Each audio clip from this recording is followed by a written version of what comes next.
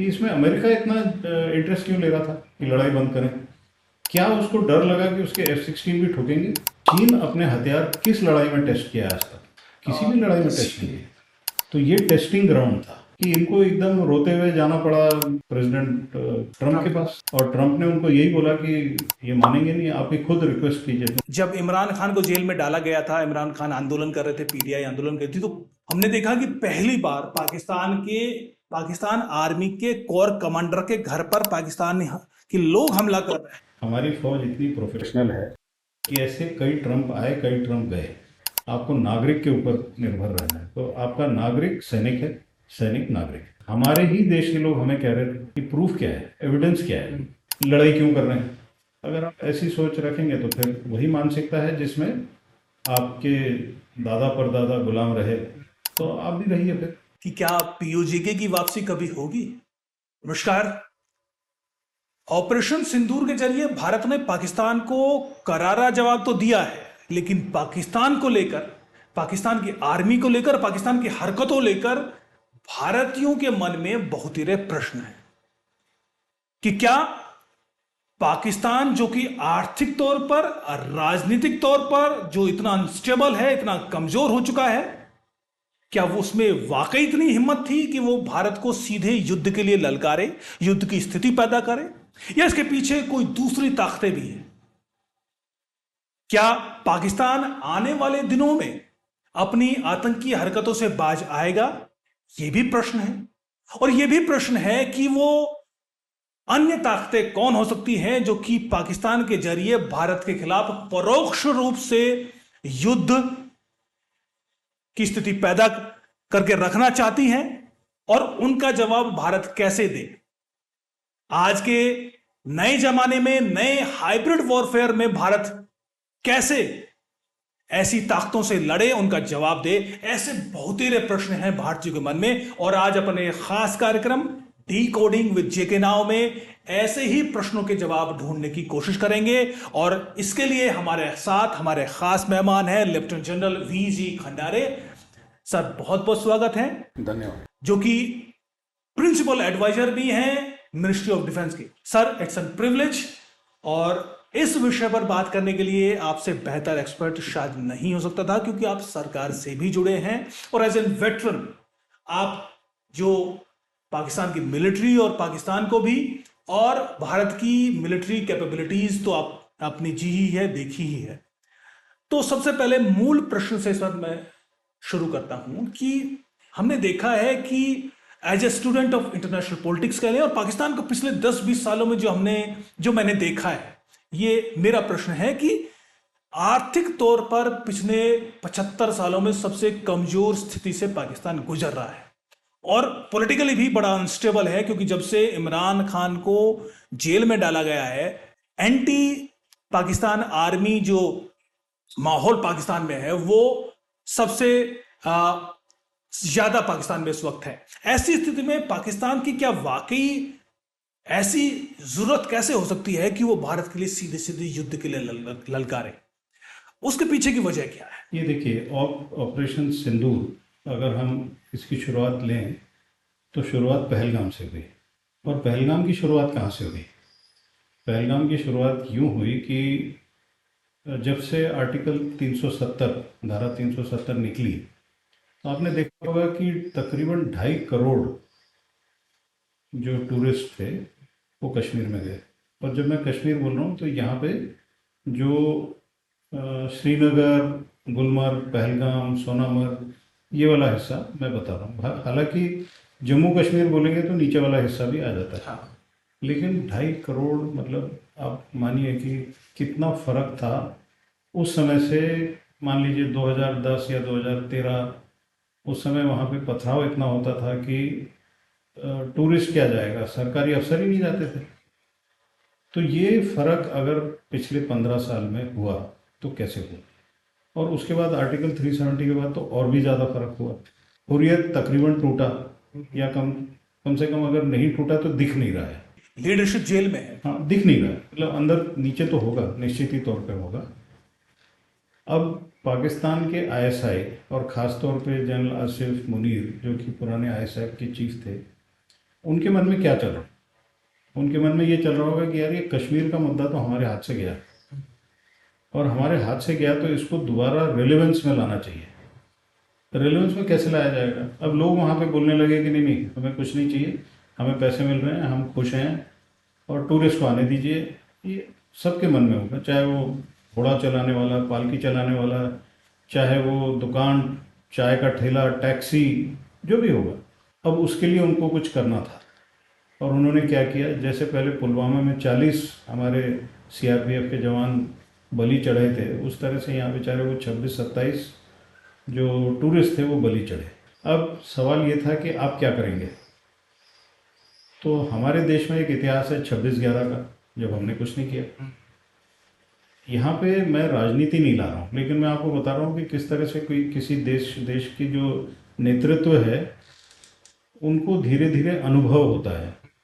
जैसे ऑपरेशन पराक्रम हुआ था 1999 ऑपरेशन विजय के बाद, जब हमारे संसद पे हमला हुआ था। संसद पे हमला करने कितने आए थे? 4 या 5 आतंकवादी आए थे, ज़्यादा लोग नहीं मरे थे, लेकिन संसद पे हमला हुआ था। संसद मतलब हमारे देश का दिल है। तो उस समय हमने क्या किया, बहुत बड़े स्केल पे हमने तीनों सर्विसेज को ऑपरेशन पराक्रम में मोबिलाइज किया। 1-1.5 साल तक हम रहे बॉर्डर पे, फिर उसके बाद हम वापस आ गए। उस समय भी सरकार ऐसी थी, अटल बिहारी वाजपेयी जी की, जिन्होंने बोला था आर पार की लड़ाई। फाइनल निर्णय था कि आपने अंदर जाके कुछ करना है, वो निर्णय नहीं लिया। सरकार सीखी कि उस समय, आपको आश्चर्य होगा कि जितने कारगिल की लड़ाई में जितने लोग फौज के कैजुअल्टी हुए थे या मृतक हुए थे, ऑपरेशन पराक्रम में बगैर लड़ाई हुए उससे डबल हुए थे। तो देश सीखा कि अगर आपने कुछ करना है तो अपना नुकसान कम से कम होने के साथ आपने दुश्मन का नुकसान ज़्यादा से ज़्यादा करना है। और अब आप आइए ऑपरेशन सिंदूर के ऊपर। अब ऑपरेशन सिंदूर क्लियरली टेररिस्ट के खिलाफ था, आतंकवाद के खिलाफ। हम हमेशा पाकिस्तान या दुनिया को क्या कहते हैं, पाकिस्तान से हम बात आतंकवाद पे कहेंगे, और वो क्या कहता है, कश्मीर का। तो इसलिए पहलगाम हुआ कि उसको कश्मीर को हाईलाइट करना था, और हमें हाईलाइट करना था आतंकवाद को। जब सर्जिकल स्ट्राइक किए थे तब हमने क्या किया था, 7 ठिकानों पर लॉन्च पैड पे अटैक किया, रेड करके हम वापस आ गए। जब पुलवामा हुआ हमने क्या किया, हम पीओके क्रॉस करके हमारे फाइटर एयरक्राफ्ट ने जो खैबर पख्तूनवा में जो जब्बार टॉप है जिसको बालाकोट कहते हैं, उसके ऊपर रॉकेट मारे। तो मतलब आपने पहले नज़दीक किया, फिर और अंदर किया, लेकिन एक जगह पे किया। आपको याद होगा उस समय हमारे ही देश के लोग हमें कह रहे थे कि प्रूफ क्या है, एविडेंस क्या है। हम सीखे। तो अभी जब हुआ तो हमने बोला सिर्फ जम्मू कश्मीर में नहीं करेंगे, पूरे पाकिस्तान में करेंगे। और कहाँ करेंगे?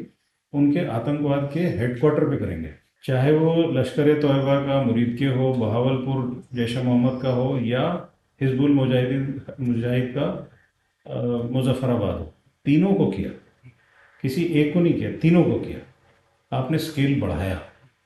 पिछली बार आप सीखे थे कि आपको एविडेंस लाना है, तो इस बार इंटरनेशनल जो जियो स्पेशल इमेज प्रोवाइडर्स हैं उनसे आपने कॉन्ट्रैक्ट किया, आपने उनसे खरीदी इमेज। क्योंकि जो इमेजरी होती है, सैटेलाइट इमेजरी, वो हर रोज खींची जाती है, और एक उनका कैटलॉगिंग होता है, आर्काइविंग होता है। तो मान लीजिए 1 जनवरी को वहाँ पे क्या हालत थी और 10 तारीख को क्या हालत थी, तो आप दुनिया को दिखा सके कि हमने जो किया बहावलपुर में, कहाँ पे हमने मारा, उनके मरकज के ऊपर। मुरीदके में हमने कहा उनके मरकज के ऊपर। क्यों? वहीं पे ट्रेन हो रहे हैं सारे। तो आपने एक क्लियर मैसेज दिया कि ये जो आतंकवाद का गढ़ है ये हमारे रीच से ज़्यादा दूर नहीं है, हम चाहें तो हम। और ये एक ऐसी लड़ाई हुई इस बार, इसको चाहे 3 दिन की लड़ाई बोल लें या 4 दिन की लड़ाई, इससे पहले सिर्फ एक लड़ाई इसराइल ने जीती थी, 6 डे वॉर। जी जी, 6 days वॉर इन 60s। आपने 3 या 4 डे वॉर, जैसे भी आपने मानना है मान लीजिए इसको। और इसमें पहली बार शायद सीखने को मिला कि बगैर बॉर्डर क्रॉस किए हुए आपका एक भी फाइटर जेट क्रॉस नहीं किया, एक भी सोल्जर नहीं गया उस पार। लेकिन आपने टेक्नोलॉजी का इतना अच्छा इस्तेमाल किया कि जो ये एक मुजोर कौम है जो पाकिस्तान से आपको आतंकवाद में जिसका कोई लेना देना नहीं है, उन 26 लोगों को मार के वापस चले जाते हैं। तो ऐसे लोगों को मारने के लिए एक ही तरीका है कि आपके जो आका हैं उनको मारा जाएगा, और एक नहीं कईयों को मारा जाएगा, ताकि आपकी जो फैक्ट्री है वहाँ पे तो नहीं रहेगी जहाँ पे आपने इतने आलीशान उनके लिए सिस्टम बना रखा है। तो ये एक हाईटेक वॉर, आपको याद होगा गल्फ वॉर 2 जब हुई थी तो पूरी दुनिया ने बोला टोमाहॉक मिसाइल से आपके ड्राइंग रूम में आप लड़ाई देख सकते हैं। फिर लोगों ने बोला कि रशिया यूक्रेन में ड्रोन्स की वजह से, अजरबैजान आर्मेनिया केस में बोला ड्रोन से हो सकता है। फिर आपने वो पेजर वाला इसराइल का देखा जिसमें उन्होंने पूरा हमास की लीडरशिप उड़ाई। शायद आने वाले कई सालों तक ये वाली जो लड़ाई हुई 3 या 4 दिन की, इसके बारे में भी बोला जाएगा कि आप पार नहीं गए लेकिन आपने उनको धराशायी किया। ठीक है सर, लेकिन मेरा सवाल ये है कि 2016 में उड़ी अटैक के बाद भारत ने सर्जिकल स्ट्राइक की। 2019 में पुलवामा हमले के बाद भारत ने बालाकोट एयर स्ट्राइक की। अब क्या पाकिस्तान को इसकी तैयारी उनके पास नहीं थी क्या कि अगर पहलगाम जैसा बड़ा हमला होता है तो एक प्रोपोर्शनल रिस्पॉन्स तो कम से कम भारत देगा, और उसकी तैयारी भी निश्चित तौर पर फिर पाकिस्तान ने की होगी।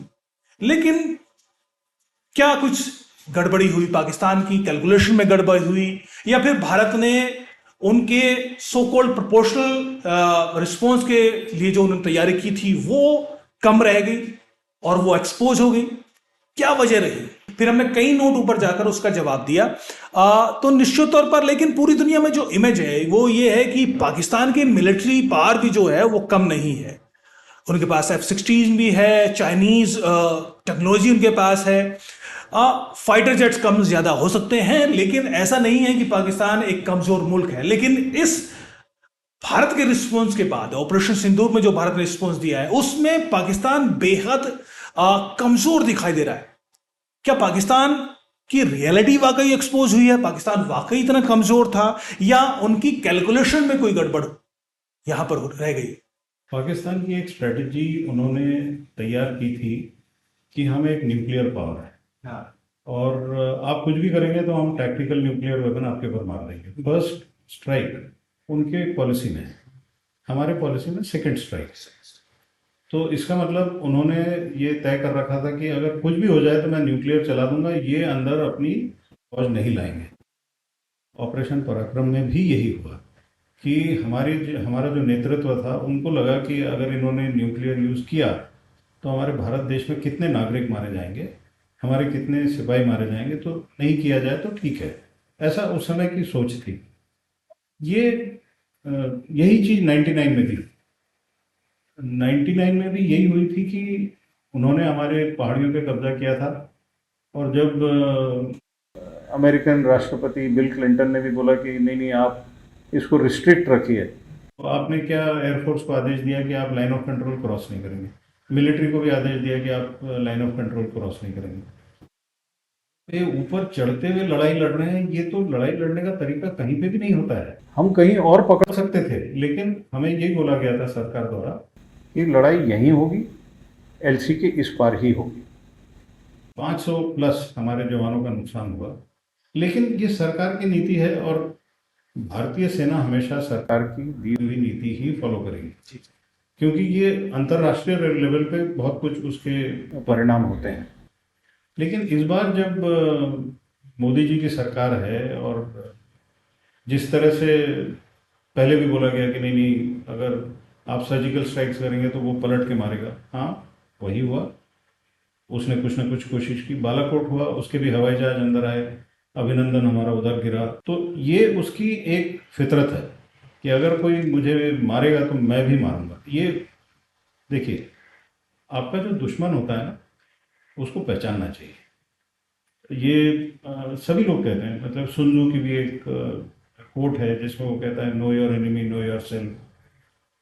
ये सुन तzu की भी बात सुनने की आवश्यकता नहीं, हमारे यहाँ पे भी है। हमारे यहाँ बोला गया आत्मबोध शत्रुबोध, पहले से बोला गया। तो इसका मतलब कहीं की भी सेना होगी, कहीं का भी इंटरनेशनल रिलेशन ये आप करेंगे, आप जानेंगे। तो आपको एक तरह से तो पूरा क्लियर था कि इस बार भी आप जब करेंगे तो वो जरूर कुछ करेगा। तो इसका मतलब ये है हमें इतना ज़्यादा करना चाहिए था जो कि हमने किया।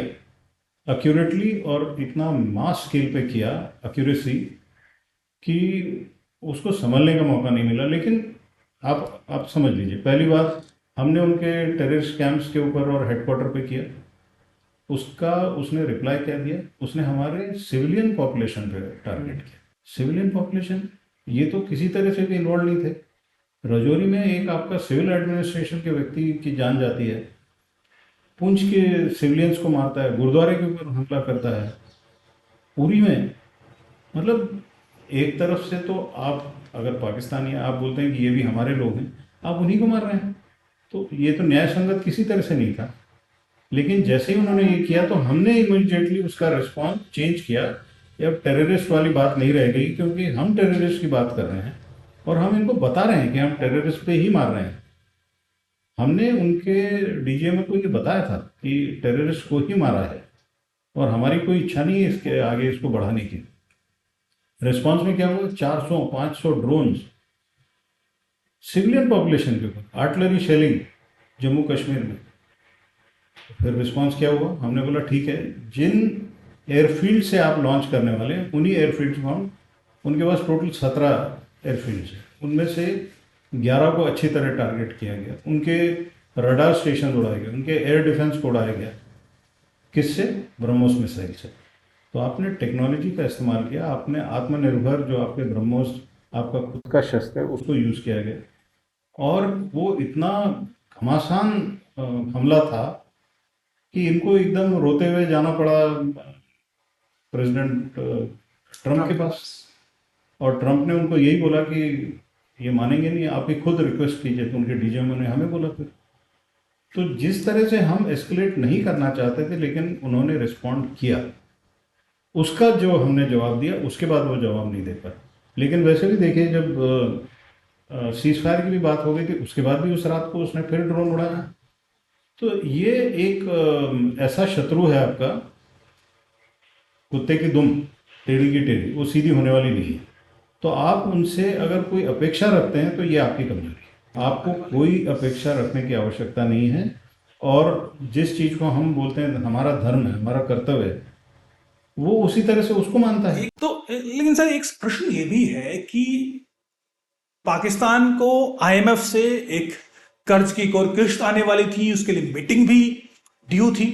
ऐसी स्थिति में पाकिस्तान पहलगाम हमला करता है तो निश्चित तौर पर बिना किसी दूसरी ताकत के बैकअप के बिना तो शायद नहीं कर पाएगा, क्योंकि हमने देखा कि इस ऑपरेशन के दौरान भी तुर्की हो, उसकी मदद लगातार पाकिस्तान को मिल रही थी।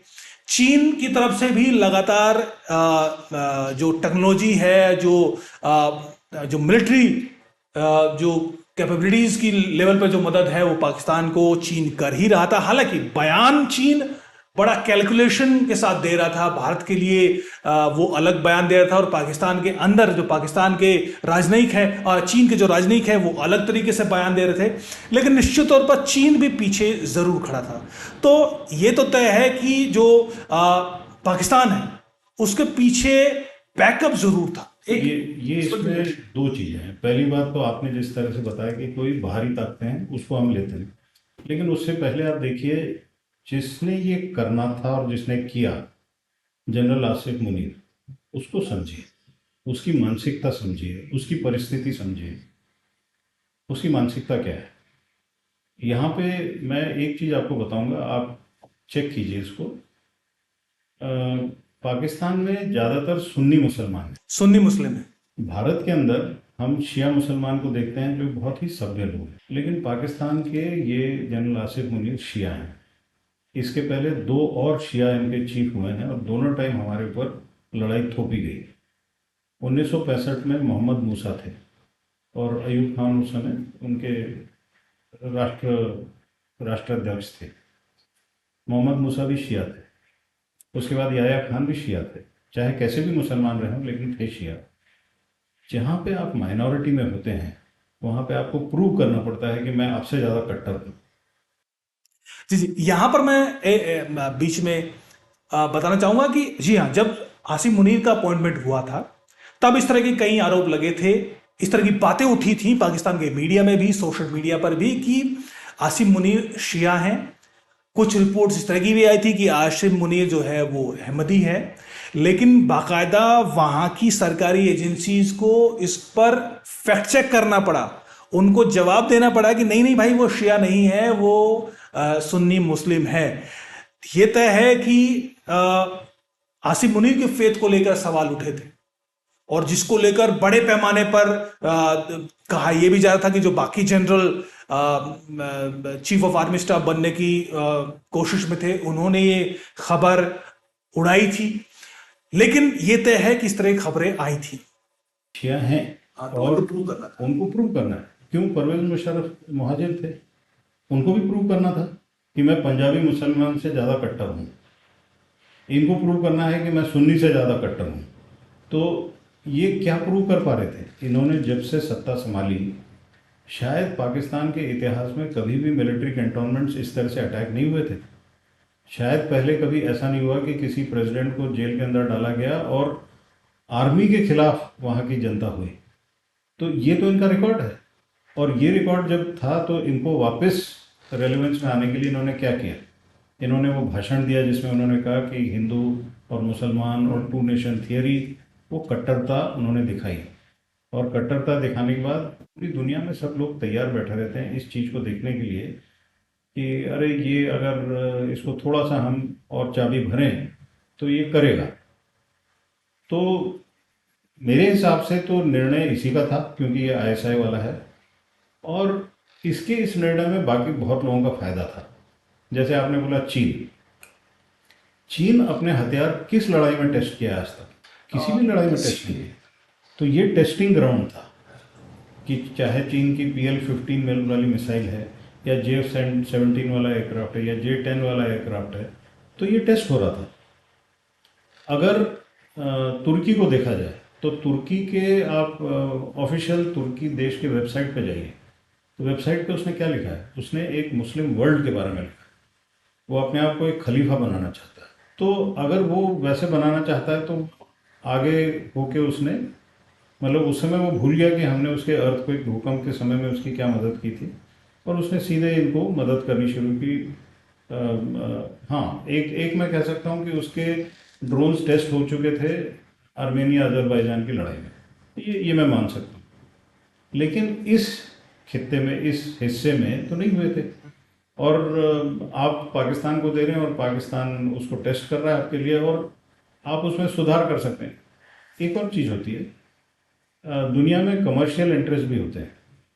कमर्शियल इंटरेस्ट में अगर किसी देश का फाइटर एयरक्राफ्ट सफल हुआ तो उसके स्टॉक ऊपर जाते हैं। किसी देश के अगर ड्रोन सफल हुए तो उसका स्टॉक ऊपर जाता है। अब ये तुर्की की बेवकूफ़ी थी कि वो उन्होंने ड्रोन्स दिए और वो पिट गए पूरी तरह से। तो अब लेकिन इसको इतना सस्ते में नहीं छोड़ना चाहिए, और कभी भी सक्सेस की वजह से आपको नशे में नहीं आना चाहिए। तो आप आज अगर बड़े खुश हैं, हम सब खुश हैं कि हमने ऐसा किया, तो सामने वाला चुप नहीं बैठेगा। अभी वो उसमें देखेगा कि क्या कमी थी, उसको इम्प्रूव करेगा। वो पहले इम्प्रूव होता है या आप इम्प्रूव होते हैं? अगर आप पहले ही उसके इम्प्रूव होंगे तो अगली बार भी आप सक्सेसफुल होंगे, वरना आपके ऊपर ऐसे ड्रोन आएंगे जिसका आपके पास तोड़ नहीं है। आपके ऊपर ऐसे फाइटर एयरक्राफ्ट आएंगे जिसका तोड़ आपके पास नहीं है। तो एक कारण करने वाला, क्योंकि उसको प्रूव करना था, दूसरा करवाने वाला, उनको टेस्ट करना था, और तीसरा ऐसा एक कमर्शियल इंटरेस्ट कि अगर ये सक्सेसफुल हुए तो हमारा स्टॉक ऊपर जाएगा। आप कभी सोच के देखिए कि इसमें अमेरिका इतना इंटरेस्ट क्यों ले रहा था कि लड़ाई बंद करें? क्या उसको डर लगा कि उसके F-16 भी ठोकेंगे? क्या कोई F-16 गिरा भी है और उसके स्टॉक नीचे जाएंगे? देखिए, कई देश हैं जहाँ पे उनकी अर्थव्यवस्था शस्त्रों को बेचने से चलती है। यूएस है, रशिया है, चाइना है, इसमें बड़े बड़े इनकी इंडस्ट्रीज हैं, और इतने महंगे महंगे हथियार बेचते हैं ये, और लड़ते हम हैं, बेचते वो हैं। अगर आप जैकोबाबाद को भी ठोक चुके थे तो जैकोबाबाद में F-16 एयरक्राफ्ट हमेशा रहते हैं। अगर वो डर उसको था कि अगर F-16 पिटे तो दुनिया बोलेगी F-16 नहीं लेंगे, हम ऐसा एयरक्राफ्ट लेंगे जो कि सक्सेसफुल है।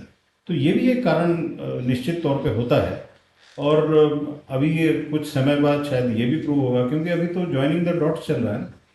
अभी तो बहुत जल्दी का समय है, लेकिन धीरे धीरे ये सब परतें खुलेंगी। जी, निश्चित तौर पर आपने आसिम मुनीर के लिए तो कुछ कारणों का जिक्र किया। उनमें एक कारण ये भी है कि जिस तरीके से जब इमरान खान को जेल में डाला गया था, इमरान खान आंदोलन कर रहे थे, पीटीआई आंदोलन कर रही थी, तो हमने देखा कि पहली बार पाकिस्तान आर्मी के कोर कमांडर के घर पर पाकिस्तान के लोग हमला कर रहे हैं, उनको अपने घर से भागना पड़ा। इतनी कमजोर छवि पाकिस्तान की आर्मी की शायद पाकिस्तान में पहले कभी नहीं थी। और आसिम मुनीर के लिए भी एक चुनौती थी और चुनौती ये भी थी कि इमरान खान को जेल में डाला हुआ है, आज नहीं तो कल वो बाहर भी निकलेंगे।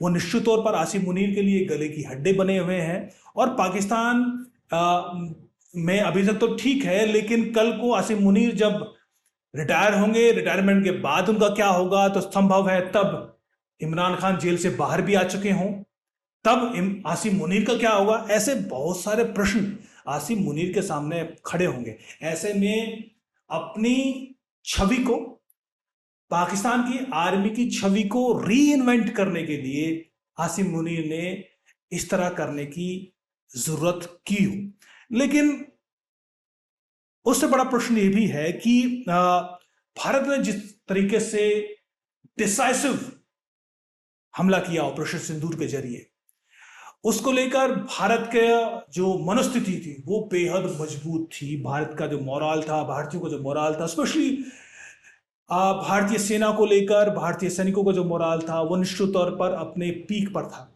ऐसी स्थिति में यूएस और खासतौर से ट्रंप ने आकर जो बीच में ये घोषणा की कि हमने सीज फायर करा दिया, हमने युद्ध को रुका दिया, हमने ये कर दिया, हमने बीच में भारत को मनाया, तो इससे निश्चित तौर पर कहीं ना कहीं भारतीयों के मन में कई प्रश्न उठे। और क्या इससे भारतीय सेनाओं के मोराल पर, जो कि बेहद ये कहें कि बहुत ऊंचा था, उसमें किसी तरह की कोई क्षति भारतीयों के मन में जो एक अपेक्षा थी भारत सरकार को इस ऑपरेशन से और ज्यादा थी, उसको किसी तरह की छवि को नुकसान आप देखते हैं क्या?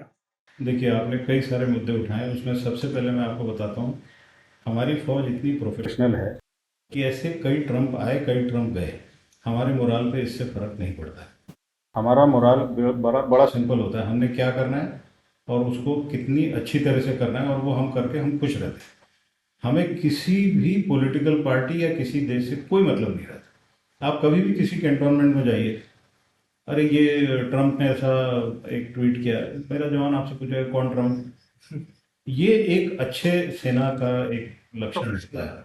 दूसरी बात, आपने जो जब आप बता रहे थे उस समय, आसिफ मुनीर का टर्म नवंबर में ख़त्म हो रहा है, उसको एक्सटेंशन चाहिए।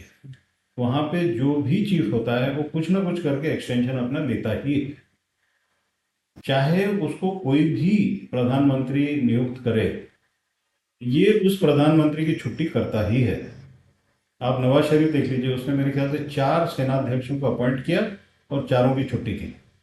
यहाँ वहाँ पे ये नहीं है कि मैं, जैसे हमारे यहाँ होता है कि किसी ने आपको नियुक्त किया, आप एक तरह से कृतज्ञ होते हैं, आपको एक ग्रेटिट्यूड होता है कि हाँ ठीक है, भले ही आपके पास सारी क्वालिफिकेशन, लेकिन चलो उसने मुझे अपॉइंट किया तो थैंक यू। आप वहाँ पे थैंक यू का सिस्टम नहीं है। वहाँ पे सिस्टम ये है कि ये तो मेरा हक था, मैंने तो लगना ही था, और उसके बाद अभी मुझे एक्सटेंशन मिलना है, मैं तो लेके रहूँगा। और ये एक जो उनके अंदर भावना है और हमारे अंदर वो नहीं है। तो जो लड़ाई होती है हमेशा बराबरी की नहीं होती, मनस्थिति की बराबरी नहीं है। आप हथियारों को गिनेंगे लेकिन मन को कौन टटोलेगा।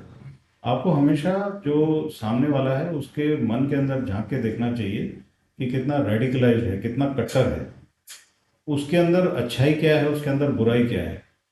हमारे देश में आप अगर इतिहास देखें तो हम लोग एक समय सोने की चिड़िया थे। सोने की चिड़िया क्यों थे? क्योंकि हम काफ़ी डेवलप्ड थे, हमारे पास साइंस, टेक्नोलॉजी, इकोनॉमिक्स सारा कुछ बहुत बढ़िया था। लड़ाई के समय हम ये मान के चलते थे कि हम धर्म युद्ध करेंगे, कायदा होगा, रात के समय बंद कर देंगे, सुबह हम शुरू करेंगे। अगर कोई घोड़े से गिर गया है तो उस पर वार नहीं करेंगे, अगर उसकी तलवार टूट गई है और मेरे पास दूसरी तलवार है तो मैं दूसरी तलवार उसको दूंगा, क्योंकि मैं बहादुरी की लड़ाई लड़ रहा हूँ।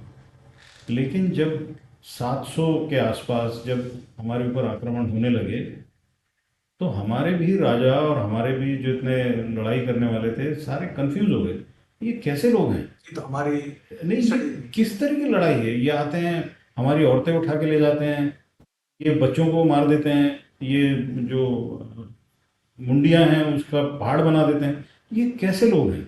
मतलब हम समझ नहीं पा रहे थे, हमारे जो जितने पूर्वज थे, आदरणीय पूर्वज थे, वो समझ नहीं पा रहे थे, और उसकी वजह से हम हार रहे थे। या हार रहे थे या हमारे समाज में नुकसान हो रहा था। ये जो प्रथा है या ये जो सोच है, ये चेंज हुई शिवाजी के समय।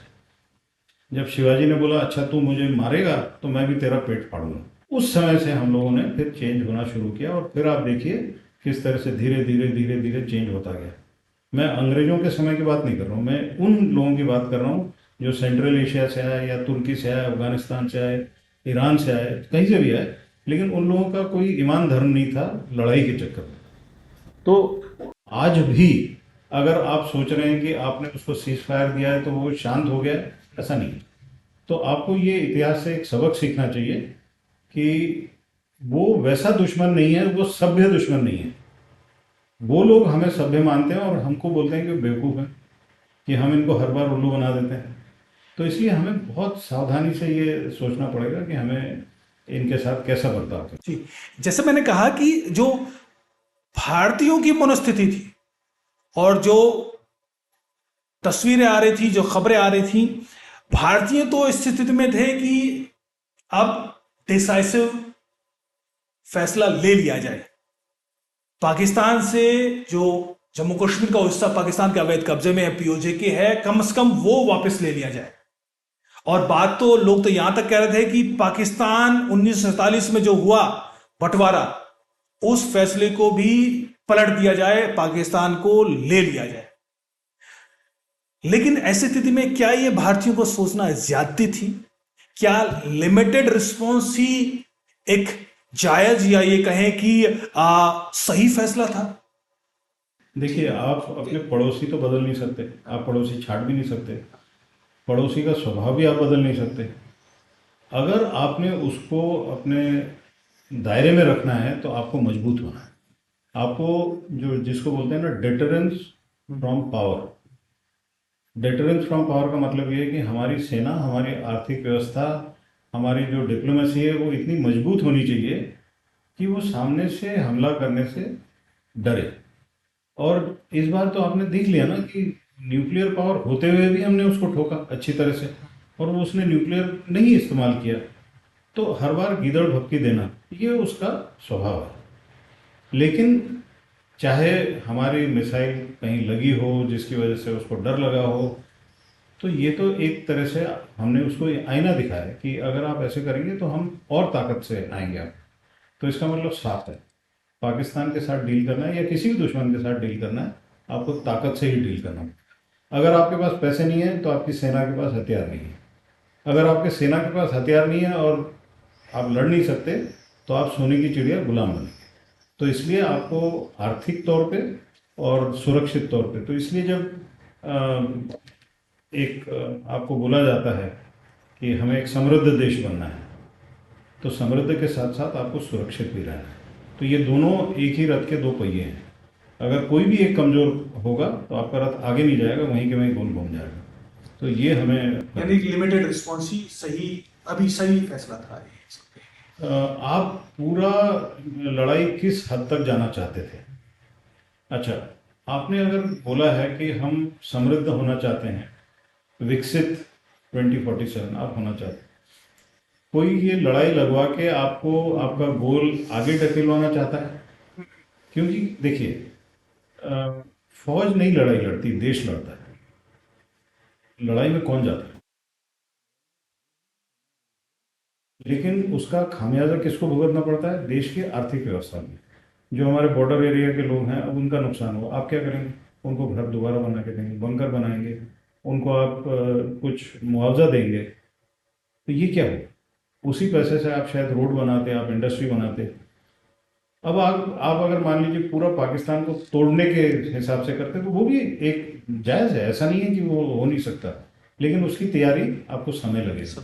आप 71 याद कीजिए, जब आपने सोच रखा था कि हम ईस्ट को बिल्कुल तोड़ देंगे, ईस्ट पाकिस्तान को, तो आपने समय लिया। उस समय भी अप्रैल महीने में ही इंदिरा गांधी ने मानेक शॉ को बोला था, फील्ड मार्शल मानेक शॉ को, कि इसका इलाज मिलिट्री ने करना चाहिए। उन्होंने क्या बोला, मुझे समय चाहिए। तो अगर आपको पाकिस्तान को तोड़ना है, जो कि एक देश का नेतृत्व है वो तय करे, मिलिट्री उसका पालन करेगी, लेकिन उसके लिए आपको समय चाहिए। तो अगर आज आप लिमिटेड ऑब्जेक्टिव के साथ गए, आतंक के विरुद्ध गए, आतंक के विरुद्ध जब गए और उन्होंने आपके ऊपर ड्रोन से हमला किया और हवाई जहाज से हमला किया, तो आपने उसके बजाय क्या किया, उनको भी उसी का जवाब दिया और मजबूती से जवाब दिया। इसको इंग्लिश में बोलते हैं एस्केलेटरी लैडर। तो एक एक सीढ़ी है, आपने एक सीढ़ी का पायदान आपने पकड़ा, तो उसने उसके ऊपर किया, फिर आप उसके ऊपर गए, उसके ऊपर जैसे ही गए तो वो उसने बोला सीज फायर चाहिए। आपके पास चॉइस था कि आप उससे ऊपर भी जाते। ऊपर जाने से क्या आपकी आर्थिक जो नीति है उसमें चेंज आता? हाँ, कभी भी लड़ाई होती है तो कोई भी देश चाहे जीते या हारे 10 से 20 साल पीछे जाता है। सर, इससे जुड़ा हुआ सवाल ये भी है कि यूएस ट्रंप के आने के बाद जो टैरिफ वॉर पूरी दुनिया में छिड़ा, ट्रंप ने छिड़ा है, उसके बाद चीन के एक विकल्प के तौर पर भारत उभर कर आया। यूएस ने 140% के आसपास चीन पर टैरिफ लगा दिया। उसके बाद ये खबर, ये लगातार विकल्प के तौर पर भारत सामने आने लगा कि अगर चीन का कोई विकल्प हो सकता है तो भारत हो सकता है। तो ऐसे में चीन के लिए ये बेहतर नहीं, क्या ये रास्ता सही नहीं दिखाई देता कि वो भारत को ऐसी स्थिति में आने ही ना दे कि वो चीन का विकल्प बनकर उभरे और उसको युद्ध में उलझाया जा सके। सीधे वॉरफेयर में तो चीन पड़ना नहीं चाहेगा, तो लिहाजा उन्होंने वाया पाकिस्तान का रास्ता चुना और इस तरह की स्थिति पैदा करे कि भारत पाकिस्तान से उलझा रहे। भारत में इस तरह की सिक्योरिटी कंसर्न होंगे, इंस्टेबिलिटी होगी तो इन्वेस्टमेंट नहीं आएगा, इन्वेस्टमेंट नहीं आएगा तो चीन का विकल्प बनेगा कैसे, चीन का विकल्प नहीं बनेगा तो चीन के लिए कोई खतरा भी भारत नहीं बन पाएगा। तो क्या ये एक आदर्श स्थिति नहीं है कि भारत और पाकिस्तान के बीच युद्ध की स्थिति बनी रहे और चीन को इसका सीधे फायदा हो? क्या वाकई पाकिस्तान, चीन इसके पीछे नहीं है? क्योंकि हम ये जानते हैं कि एक आज के दौर में युद्ध सिर्फ सीमा पे नहीं लड़ा जाता। युद्ध एक हाइब्रिड वॉरफेयर है जो कि जियो स्ट्रेटेजी के जरिए या फिर डिप्लोमेसी के जरिए या फिर इकोनॉमिक मीन्स के जरिए, बिजनेसेस के जरिए, उनके जरिए भी युद्ध लड़ा जाता है। और एक जमाने में यूएस इसका माहिर हुआ करता था, लेकिन आज चीन भी पूरी दुनिया में इन टैक्टिक्स का इस्तेमाल कर रहा है। तो ऐसी स्थिति में जहां पे चीन परोक्ष रूप से युद्ध भारत के खिलाफ लड़ रहा है, ऐसी स्थिति में भारत कितना तैयार है, भारत कितना कैपेबल है और भारत इनका जवाब कैसे दे पा रहा है, ये मैं समझना चाहता हूं। आपने शुरुआत किया टैरिफ का, और टैरिफ से भारत की स्थिति क्या हो सकती है अगर चीन का पर्याय ढूंढा जाए तो, और उसकी वजह से क्या ये हुआ होगा। आप याद कीजिए, जब गाज़ा का शुरू हुआ था, हमास का शुरू हुआ था, उसके पहले क्या अनाउंसमेंट हुई थी? थोड़ी दिन पहले अनाउंस हुई थी, India middle east Europe corridor, economic corridor. हाँ, याद है आपको? हाँ, और उसका फ़ायदा सबसे ज़्यादा भारत को, इजराइल को, यूरोप को होने वाला था। वहाँ पे उस समय लड़ाई शुरू हो गई। किसने कराई? किसने पैसे दिए? चीन का इन्वेस्टमेंट ईरान में बहुत ज़्यादा है और ईरान ने वो वहाँ पे शुरू किया। इसका मतलब क्या है, जो हमारा ऑल्टरनेट रूट था, क्योंकि रेड सी में आपको पता है हूती ने क्या तमाशा कर रखा है, तो हूती का जो तमाशा है वो आईमेक अपसेट होने से हो गया। इजराइल का निर्णय ये था कि हम जब तक गाज़ा को बिल्कुल चपटा नहीं कर देंगे, हम नहीं रोकेंगे। कन्वर्सली आप यहाँ पे देखते हैं कि जब हमने शुरू किया तो हम इतने लंबे लड़ाई में नहीं उलझे। हमने लिमिटेड ऑब्जेक्टिव लेके हमने उसको ख़त्म करने की कोशिश की। और साथ ही साथ आप देखिए, सबसे बड़ी चीज़ मोदी जी ने जो डॉक्ट्रिन दिया है कि दोबारा अगर आतंकवाद करेंगे तो हमारा रिस्पॉन्स इससे भी ज़्यादा होगा। पीओजेके का, इंडस वाटर ट्रीटी का, आप हाइब्रिड की बात कर रहे हैं तो हम भी सीख रहे हैं कि आप हमारे साथ में बदतमीजी करेंगे तो हम भी हमारे सारे जितने टूल्स हैं उसका इस्तेमाल करेंगे, आपका पानी हम बंद करेंगे। कम से कम हम इसकी तैयारी तो शुरू कर ही देंगे। 2016 में उरी का जो हमला हुआ था उसके बाद प्रधानमंत्री जी ने स्टॉक लिया कि ये पानी हमारा, जो हमारा पानी है, जो हमारे लिए पानी है, वो पाकिस्तान में क्यों जा रहा है। ये हमारी कमजोरी थी कि आप अपने डैम से अपना पानी अपने लोगों के बजाय पाकिस्तान के शकरगढ़ बल्ज में भेज रहे हैं, क्यों। और उसका वो फ़ायदा उठा रहा है कनाल्स के थ्रू। और ये जो कनाल बनी है ना, ये उस पैसे से बनी है जब हमने 1947 में जो उनको पैसे दिए। तो आपके पैसे से कनाल, आपके पैसे से वो कनाल आपके विरुद्ध डिफेंस मैकेनिज्म में यूज़ की गई, और आपका पानी उनके लिए जा रहा है। यहाँ पे हरियाणा पंजाब आपस में लड़ रहे हैं, यहाँ पे राजस्थान में पानी नहीं है। तो कहीं ना कहीं पिछले 60-70 सालों में ये गलतियां हुई हैं। उस समय प्रधानमंत्री जी ने और उनके कार्यालय में फटाफट 4-5 डैम्स, आपने सुने होंगे नाम, उज भी नाम सुना है, तुलबुल भी सुना है, तो रतले भी नाम सुना है। तो ये छोटी चीज़ थी, लेकिन अगर आप 70-30% का शेयरिंग रखेंगे तो किस तरह से ये जायज़ है। आपकी पॉपुलेशन ज़्यादा है, आपको पानी की आवश्यकता ज़्यादा है, और आप 70% उनको पानी दे रहे हो, उसके अलावा खुद का भी पानी लीक होने दे रहे हैं, तो ये तो किसी तरह से ठीक नहीं है। तो इंडस वाटर ट्रीटी को भी रिव्यू करना एक तरह से beyond conventional, beyond kinetic warfare आता है। फिर आपने अगर पानी का इस तरह से इस्तेमाल किया तो आपके पास एक लीवरेज आता है। दूसरा, उनकी अगर एग्रीकल्चरल प्रोडक्शन कम होगी तो इकोनॉमिक स्टेटस कम होगा, तो ये फालतू चीज़ों में जो वो पैसे लगाते हैं उसमें भी उनको सोचना पड़ेगा, ऐसा हमारा अंदाज है। सोचे ना सोचे वो उसकी बात है। लेकिन आपका हाइब्रिड से एक आपका पॉइंट आया प्रोपोगंडा वाला। चाइना जो इनके मास्टर, आका, जो भी शब्द आपको यूज़ करना है यूज़ कर सकते हैं, उनकी एक 3 वॉरफेयर स्ट्रेटेजी है, वो डिक्लेयर्ड है, ओपनली डिक्लेयर्ड है। उसमें उनका है लीगल वॉरफेयर, और दूसरा है साइकोलॉजिकल वॉरफेयर, और तीसरा है पब्लिक ओपिनियन वॉरफेयर। उसमें से जो खुद का अंदर का पब्लिक को कंट्रोल करके रखना, वो है पब्लिक ओपिनियन। और बाहर के दुश्मन को आप प्रोपोगंडा से इम्पैक्ट करेंगे, उसको साइकोलॉजिकल वॉरफेयर। तो पाकिस्तान क्या कर रहा है, वही कर रहा है ना। उनके जितने भी मौलवी हैं, जितने भी मुल्ला हैं जो उनके पॉपुलेशन को गलत सलत बताते हैं, आईएसआई, आईएसपीआर, ये उनको गलत बताते हैं, ये क्या कर रहे हैं, उनका पब्लिक ओपिनियन फेवरेबल रख रहे हैं। हारने के बाद भी जश्न, ये क्या है, ये एक तरह से उनको बताना कि भाई हम जीते।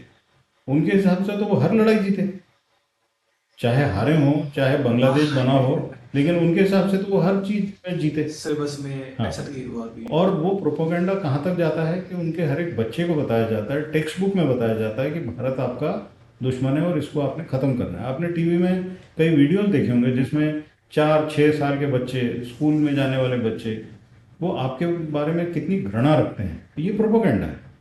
उनके जो जवान भर्ती होते हैं या उनके अफसर जो कमीशन होते हैं, उनको बताया जाता है कि आपको 1971 का बदला लेना है। तो ये क्या है, ये सारा आपको एक मोल्ड किया जाता है हेटरेट के लिए।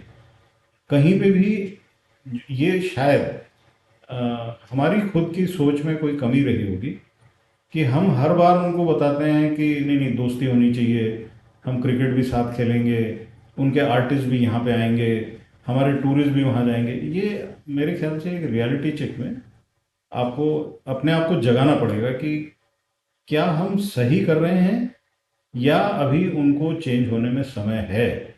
जब तक आप, अच्छा उनका आप देख लीजिए, मिडिल ईस्ट में या यूरोप में सबसे ज़्यादा भिखारी कौन पकड़े जाते हैं, पाकिस्तान। उनके पासपोर्ट की क्या वैल्यू है। उनके लोग जब बाहर कहीं पे भी जाते हैं बोलते हैं हम भारतीय हैं, क्योंकि उनको हरा पासपोर्ट दिखाने में शर्म लगती है। मेरा कहने का मतलब यह है कि कोई भी चीज़ पूरी तरह से देखी जाए, और इसमें हाइब्रिड वॉरफेयर में यही है। आप केवल बंदूक, फाइटर एयरक्राफ्ट या सबमरीन नहीं देखेंगे, आप हर एक चीज़ को देखेंगे जिसमें आपका इंफॉर्मेशन वॉरफेयर है, साइबर वॉरफेयर है, स्पेस वॉरफेयर है, बायोलॉजिकल, केमिकल, न्यूक्लियर। इसके अलावा एनवायरमेंटल वॉरफेयर है। अगर आप चाइना को देखें, उन्होंने कोविड शुरू किया, ये क्या था? दोहरी मार थी, आपका गलवान भी था और कोविड भी था। ये दोनों इधर और में नहीं चलता है, ये दोनों साथ साथ चलते हैं। जो भी देश इसमें मास्टरी या माहिर हो जाएगा, वो ये सब जीत सकता है। क्योंकि आप जैसे कोविड जब हुआ तो आपको याद है 3 एयरक्राफ्ट कैरियर्स थे अमेरिका के, जो कोविड के वजह से बिल्कुल जीरो हो गया था उनका, वो लड़ाई की स्थिति में थे ही नहीं। उस समय जनरल नरवणे ने हमारे बहुत अच्छा निर्णय लिया, उन्होंने बोला मैं अपने सेना को बचा के रखूंगा, उसकी वजह से गलवान बचा। अगर हम भी उस समय, क्योंकि उस समय प्रेशर हमारे ऊपर भी था, अरे देखिए कितने मजदूर बेचारे पैदल जा रहे हैं, सेना की गाड़ियां दीजिए, सेना उनको पहुंचाएगी, हम अगर इन कामों में लग जाते तो वो जो उसने एकदम गलवान में धोखा दिया, वो क्या होता? आपकी सेना वहाँ नहीं रहती। तो आपको ये हाइब्रिड में अभी ये सोचना बहुत निहायत ज़रूरी है कि हर एक नागरिक का फर्ज है, हर एक नागरिक का कर्तव्य है, मैं देश के लिए क्या कर सकता हूँ। और मेरी अगर साइबर हाइजीन खराब है, मैं साइबर डिफेंस में जानता ही नहीं कि किस खबर से या किस डिवाइस के थ्रू चीन के साइबर अटैक मेरे ऊपर आएंगे, या आप ये कि खराब भी कोई खबर दे रहा है, देशद्रोही टाइप की खबर दे रहा है, उसको आप आगे बढ़ाए जा रहे हैं, तो आप तो चीन के इंफॉर्मेशन वॉरियर हो गए ना। और चीन और पाकिस्तान ये अब भले ही 2 देश होंगे, लेकिन लड़ाई के हिसाब से ये एक बहुत बड़ा फ्रंट है टुगेदर। जो चीन के पास है टेक्नोलॉजी है, वो पाकिस्तान के पास है। जो चीन के सैटेलाइट इमेजरी देंगे वो पाकिस्तान को मिलेगी। जो चीन के पास 5G कम्युनिकेशन है वो पाकिस्तान के पास है। तो एक मान के चलिए कि आप भले ही उसको 2 देश मानते हो, लेकिन लड़ाई का वो एक फ्रंट है, प्रयोगशाला है। एक फ्रंट है। आपको चाहे कुछ भी हो जाए, आपको एक तरह से लड़ना। जी, निश्चित तौर पर इतना तो समझ में आता है कि रूल बुक के हिसाब से युद्ध नहीं जीता जा सकता, लेकिन आजकल जिस तरीके से युद्ध जो है सिर्फ जमीन पर नहीं लड़ा जाता, सिर्फ हवा में नहीं लड़ा जाता, मल्टी लेयर अलग अलग डायमेंशन होते हैं युद्ध के, हाइब्रिड वॉरफेयर है, उसमें इंफॉर्मेशन वॉरफेयर भी है। ऐसी तमाम चुनौतियों को क्या भारत समझता है? क्या क्या भारत उसकी तैयारी करता है? क्या किस लेयर पर तैयारी रहती है, और उसका जवाब कैसे देता है भारत? देखिए, हाइब्रिड वॉरफेयर का रिस्पांस होता है होल ऑफ नेशन अप्रोच। इसमें केवल ये नहीं होगा कि मैं लड़ाई लड़ूंगा और बाकी सब बैठेंगे देखेंगे, ऐसा नहीं होगा। हर एक व्यक्ति को तैयार होना। मैं अगर मिनिस्ट्री ऑफ डिफेंस में हूँ, तो मिनिस्ट्री ऑफ डिफेंस की तो लड़ाई लड़ने की एक कर्तव्य है ही। अगर मान लीजिए मैं ये मान के चलूँ कि साइबर अटैक आपके एनर्जी सेक्टर पे होगा, तो एनर्जी सेक्टर क्या कर रहा है? उनको भी तो कुछ करना है ना। अगर मान लीजिए हमारे वेदर को चेंज किया जा रहा है, तो हमारे जो मिनिस्ट्री है of environment, forest and climate change, वो क्या कर रहा है? उसको भी करना पड़ेगा ना। अगर हमारे यहाँ पे गलत खबर आ रही है, तो मिनिस्ट्री ऑफ इंफॉर्मेशन ब्रॉडकास्टिंग क्या कर रहा है? उसको भी करना है। आपके जानकारी के लिए यहाँ पे, मतलब आपने सरकार के हिसाब से प्रश्न पूछा, तो सरकार फंक्शनिंग में 3 बेसिक डॉक्यूमेंट्स होते हैं। एलोकेशन ऑफ बिजनेस रूल, मतलब क्या क्या काम होना है। ट्रांजैक्शन ऑफ बिजनेस रूल्स में कैसे होना है, कौन करेगा, कैसे करेगा। और तीसरा एक है डॉक्यूमेंट जिसको बोलते हैं यूनियन वॉर बुक। लड़ाई लगेगी तो कौन सी मिनिस्ट्री क्या करेगी, लड़ाई नहीं लगेगी तब भी कौन क्या करेगा। और आजकल ज़माना ये है, बगैर लड़ाई की घोषणा किए हुए भी लड़ाई चलती है। हम यहाँ पे आपस में बात कर रहे हैं ना, इन्फॉर्मेशन वॉरफेयर चालू है, साइबर वॉरफेयर चालू है। तो ऐसे समय में क्या होगा? तो वो यूनियन वॉर बुक के 3 कॉलम हैं, उसमें एक कॉलम में है पीस टाइम पे, दूसरा एक्सट्रीम कॉलम है लड़ाई के टाइम पे, और एक बीच का कॉलम है शॉर्ट ऑफ कॉन्फ्लिक्ट।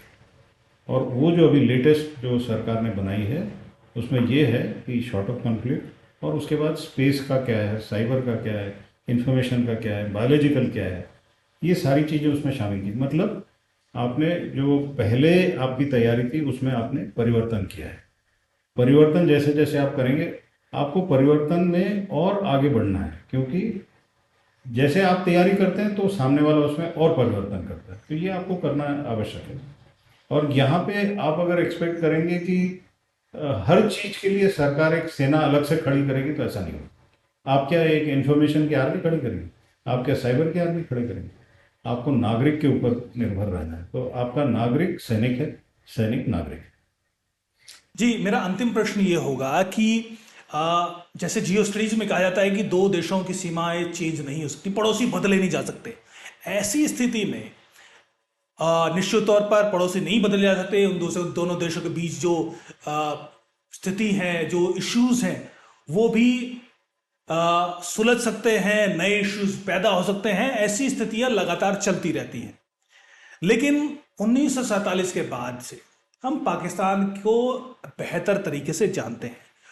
वो इश्यूज सुलझाने में विश्वास शायद नहीं रखता, और हम बार बार देखते हैं कि बार बार वो अपनी हरकतों को दोहराता रहता है। ऐसी स्थिति में भारत के एक आम नागरिक को ये दिलासा कैसे हो कि पाकिस्तान जो हमारा पड़ोसी मुल्क है वो हम बदल नहीं सकते, लेकिन उसके इश्यूज को कैसे सुधारा जाए, उसको कैसे सुधारा जाए, वो क्या तरीका हो सकता है कि पाकिस्तान अपनी हरकतों से बाज आ जाए। और जिस तरीके का जवाब भारत ने ऑपरेशन सिंदूर के जरिए दिया है, क्या ऐसे जवाब के बावजूद भी पाकिस्तान अपनी जरूरत से, अपने आतंकी हरकतों से बाज आ पाएगा? क्या इस तरह का विश्वास हम एक भारतीयों को दिला सकते हैं क्या? दो देश हैं जिनमें हमेशा लड़ाई की स्थिति रहती है, इजराइल और भारत। ये चारों तरफ दुश्मन हैं, हमारे भी चारों तरफ दुश्मन है, लेकिन देश के अंदर भी है। आप अपनी स्थिति मजबूत करिए, आप मजबूत रहेंगे। लेकिन अगर आप बाहर भी स्थिति मजबूत नहीं कर पाए और अंदर भी नहीं कर पाए, तो आपके ऊपर तो और खतरा ज़्यादा होगा। आपने बोला सीमाएं नहीं बदली होते हैं, इसको आप इस तरह से सोचिए, भूगोल बदलेगा तो इतिहास बदलेगा। जी, भूगोल से याद आया कि क्या पीओजेके की वापसी कभी होगी? कभी ना कभी होगा, तो उसकी तैयारी होगी। आप सेना से बदली करवाना चाहते हैं या वहाँ की जनता से कराना चाहते हैं, ये तो निर्णय आगे चल के जिस तरह से सामरिक महत्व है उस तरह से होगा। बलूचिस्तान अलग होता है, नहीं होता है, और ये आप और मैं बैठ के स्टूडियो में बात कर सकते हैं। बाकी दुनिया की ताकतें अलग होने देंगी क्या? पीओजेके अलग होने देंगे? चीन नहीं होने देगा। क्यों नहीं होने देगा? क्योंकि उसका सीपीईसी उसके थ्रू जाता है। बलूचिस्तान क्यों नहीं होने देगा? क्योंकि वहाँ पे एक ग्वादर पोर्ट है जिसमें उसने बहुत इन्वेस्टमेंट कर रखा है। इसके अलावा बलूचिस्तान का आप ये भी जानिए कि बलूचिस्तान का, बलूचों का काफ़ी कुछ हिस्सा ईरान में भी है। तो ये एक सिंपल सोल्यूशन नहीं है और सिंपल एक्सपेक्टेशन नहीं रखना चाहिए। जैसे जैसे परिस्थिति बदलेगी वैसे वैसे कुछ हल निकलेंगे या निकालने पड़ेंगे, लेकिन हताश होने की आवश्यकता नहीं है। शांति आपको रखना है। शांति एक बिल्कुल व्यक्तिगत विषय भी है और राष्ट्रीय विषय भी है, और वो तभी आएगा जब आप मजबूत होंगे। मजबूत होने के लिए देश की आर्थिक स्थिति मजबूत कीजिए, और सेना सिर्फ सेना नहीं, हर एक नागरिक को उस तरह से सोचना चाहिए और उस तरह से कंट्रीब्यूट करना चाहिए। आपने यहाँ पे देखा होगा आधे से ज़्यादा लोग या कुछ परसेंटेज के लोग लड़ाई क्यों कर रहे हैं? अगर आप ऐसी सोच रखेंगे तो फिर वही मानसिकता है जिसमें आपके दादा परदादा गुलाम रहे, तो आप भी रहिए फिर। मतलब आपको बधाई हो उसके लिए, लेकिन आपको पहले दुनिया को चेंज करने से पहले अपने आप को चेंज करना। जी, तो सबक तो यानी ये हुआ कि हम पाकिस्तान की फितरत को तो नहीं बदल सकते, लेकिन भूगोल बदल सकते हैं। और भूगोल बदलना ही शायद एकमात्र तरीका है, एकमात्र रास्ता है। लेकिन उसको अचीव करने के लिए भी मल्टीपल स्टेप्स हैं। वो एक सीढ़ी है जिसके कुछ स्टेप्स शायद हमने पार कर लिए हैं, और बहुतेरे स्टेप्स अभी भी हैं इस भूगोल बदलने की, इसको अचीव करने के लिए कुछ स्टेप्स अभी भी हैं जो हमें पार करने हैं, जो अचीव करने हैं। तभी पाकिस्तान का कोई एक स्थायी इलाज निकल सकता है। सर, बहुत बहुत धन्यवाद, तमाम सवालों के जवाब आपने दिए, और निश्चित तौर पर पाकिस्तान की इन हरकतों को और ऑपरेशन सिंदूर के बाद जो प्रश्न उठे थे उनके जवाब निश्चित तौर पर हमारे दर्शकों को मिले होंगे। आपका बहुत बहुत धन्यवाद सर। धन्यवाद। नमस्कार, जय हिंद।